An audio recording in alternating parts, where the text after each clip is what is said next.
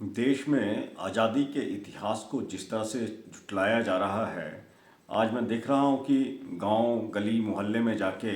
जिस तरह से आरएसएस और भारतीय जनता पार्टी देश की आज़ादी की लड़ाई को लेके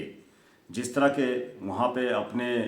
विचार रख रही है, मैं इनसे पूछना चाहता हूँ कि आज तक आरएसएस और भारतीय जनता पार्टी ये बता दे कि आज तक देश की आज़ादी में कौन से ऐसे संगठन थे जिनके साथ आपकी संबद्धता थी, जिन्होंने देश के लिए कुर्बानी दी हो और देश की स्वतंत्रता की लड़ाई के लिए, आज़ादी की लड़ाई के लिए कोई योगदान दिया हो।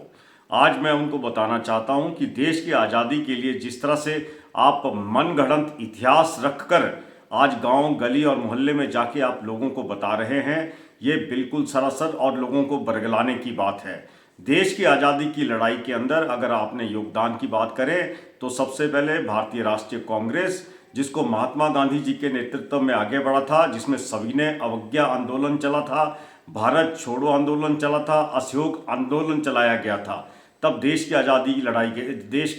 की लड़ाई को लड़ा गया था। इसके अलावा बहुत सी और लोकल संस्थाएं थी, बहुत से ऐसे संगठन थे जिन्होंने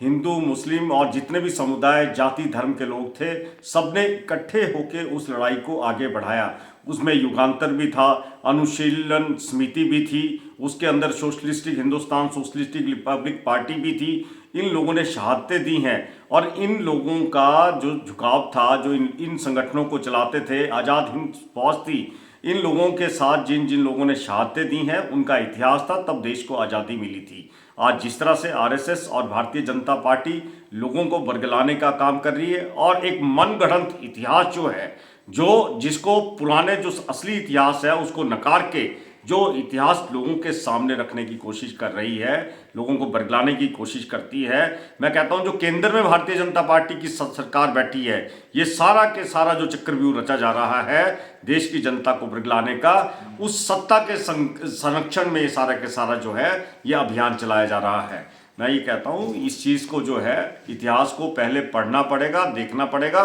समझना पड़ेगा, फिर पता लगेगा कि जो आरएसएस ने आज तुष्टीकरण की राजनीति, धर्म जाति की राजनीति को आगे फैलाने की बात की है, लेकिन एकमात्र एजेंडा सिर्फ इनका यही रहता है कि किस तरह से हम चुनाव लड़ें और किस तरह से हम तुष्टीकरण की राजनीति को आगे लेके आए ताकि हम सत्ता पे हमेशा के लिए काबिज रहें। ये आज की परिस्थिति है, ये वर्तमान जो संदर्भ जो चल रहा है ये इस तरह का है। लेकिन मैं इनको ये भी बताना चाहता हूं कि ये ज़्यादा दिन चलने वाला नहीं है। इतिहास जो है वो तथ्यों पे प्रमाणित होता है। आपके पास ना कोई तथ्य है, ना कोई इसका कोई ऐसे फैक्ट्स हैं जिसके ऊपर आप लोगों को बरगला सकें। धन्यवाद।